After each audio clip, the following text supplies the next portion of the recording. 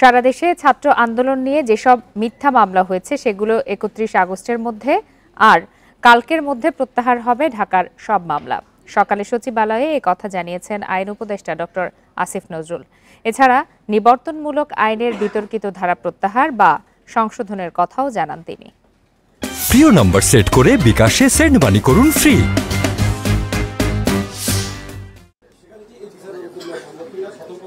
সচিবালয়ের সংবাদ সম্মেলনের শুরুতেই আসে ছাত্র আন্দোলনে হতাহতদের প্রসঙ্গ।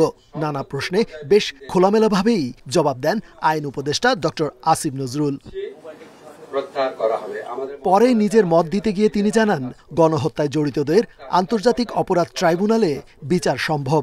এর তদন্ত জাতিসংঘের তত্ত্বাবধানে, আর এ নিয়ে আলোচনা হবে সংস্থাটির আবাসিক প্রতিনিধির সঙ্গে।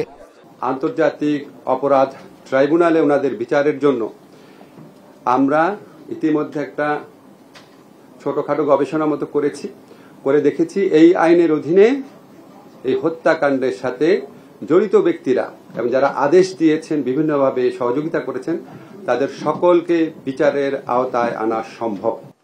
এছাড়া যতগুলো নিবর্তনমূলক আইন রয়েছে এবং এর যেসব বিতর্কিত ধারা রয়েছে সেগুলো প্রত্যাহার বা সংশোধন হবে বলেও জানান আইন উপদেষ্টা।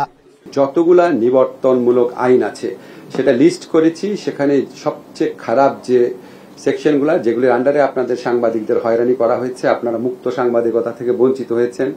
আমি আমার নিজের মতামত প্রকাশ করার আগে আমাকে 10 বার চিন্তা করতে হতো। শ্বাসরুদ্ধকর একটা অবস্থায় ছিল। ডেফিনেটলি আমরা এগুলি বাতিল বা সংশোধনে যেটা প্রয়োজন সেটা করব।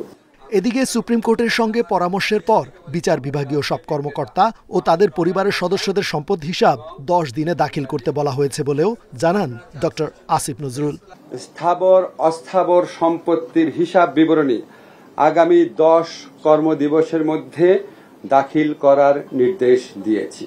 রেজওয়ানুল হক, ইন্ডিপেন্ডেন্ট নিউজ, ঢাকা।